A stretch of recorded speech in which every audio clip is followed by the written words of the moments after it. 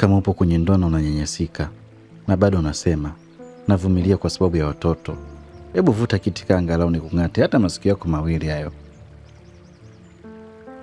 Wanawake wengi wanapitia manyanyaso kiasi kwamba mtu anasema navumilia kwa sababu ya watoto, lakini mara nyingi ndani yake kuna hofu ya kuanza maisha upya, hofu ya kuanza maisha peke yake.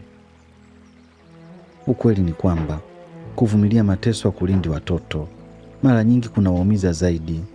Watoto wanakuwa kwenye mazingira ya vurugu, kujifunza hofu, huzuni na tabia zisizo sahihi bila kujua.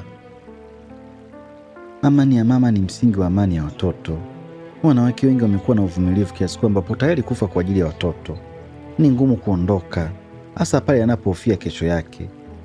Mwingine kashazoea kula kulala, mwingine kashazoea 200-300 anapata akiachiwa, mwingine kashazoea labda kwenye hizo pesa anacheza na michezo. Ana hofu ya kuanza upya, ana hofu ya kutafuta kipato, ana hofu ya kila kitu kwenye maisha yake. Mwingine ana hofu ya kutazamwa na jamii, labda utamfikiria vibaya. Lakini maisha yenye heshima na usalama ni haki yako. Hakuna anayestahili kuishi kwa kuumizwa kila siku kwa kisingizio cha uvumilivu. Vumilia, lakini uwe na mipaka. Ngoja niwang'ate sikio la pili. Chukua hatua kwa busara, tafuta msaada, ongea na watu wa karibu nao waamini. Panga maisha yako pole pole. Kama huyu mwanaume anakuhudumia na kukupa kipato kizuri, basi wekeza kwenye hiko kipato ili kikusaidie kwenye kuanza upya.